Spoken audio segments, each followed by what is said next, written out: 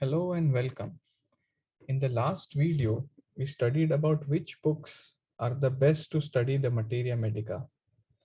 The reason being they are genuine, authentic, and reliable.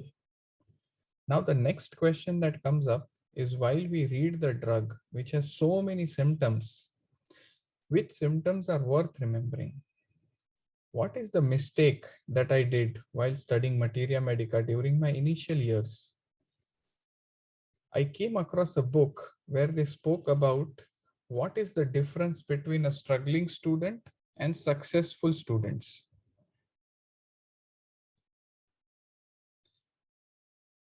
So what do struggling students do?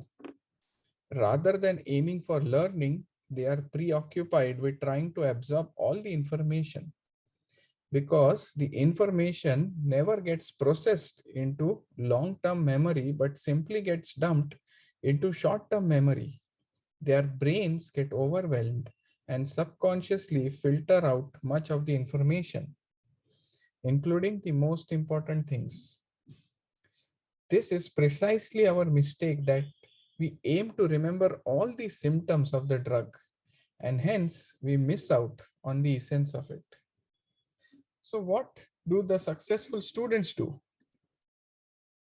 They apply an information filter early in their learning process because they know they can't possibly absorb all the information. They select what is important to learn. They make a conscious decision to absorb only the key concepts, which in turn enables them to remember the important aspects. The successful students select the most important aspects and absorb the key concepts.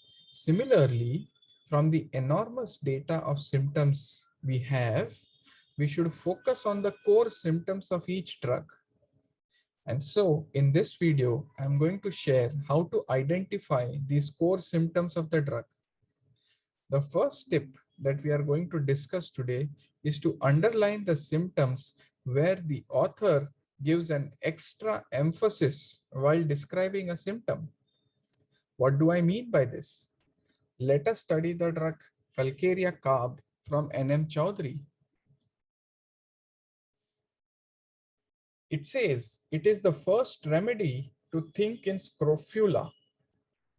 Here, the point to be noted is how the author mentions first remedy to think of. This makes scrofula an important feature of the drug. Let us see further. They sweat profusely and the pillow is wet far around.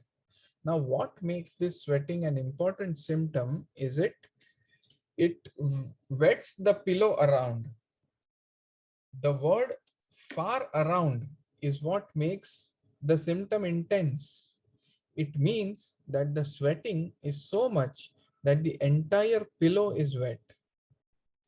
Then he goes further to say that the sweating is of sour nature, and then he generalizes that all the discharges are sour. Thus, sweating and sourness become peculiar of Calcarea carb.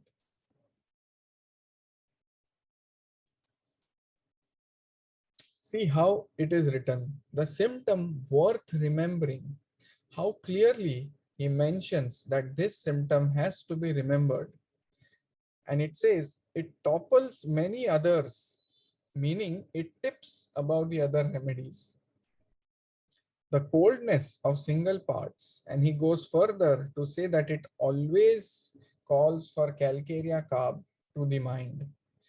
Here we get one more core symptom, that is coldness of single parts. Then, while describing the cravings and aversions, N.M. Chaudhary mentions that there is a great longing. The author could have mentioned desire for eggs, but there must be something intense about this craving for eggs. That is why he has emphasized using the word great longing. That's what makes the desires and aversions as one of the important symptoms of Calcarea carb. Similarly, we see a great tendency for diarrhea and intolerance of milk. The word great before these symptoms makes these symptoms as the main symptoms of calcarea carp. This is what I'm trying to emphasize, that wherever, while reading the Materia Medica, if the author is giving an extra emphasis on a particular symptom compared to the other symptoms, then those symptoms where there is an extra emphasis is something that you have to keep in mind. You have to underline them. You have to remember them. You have to keep that in your brain, in your memory.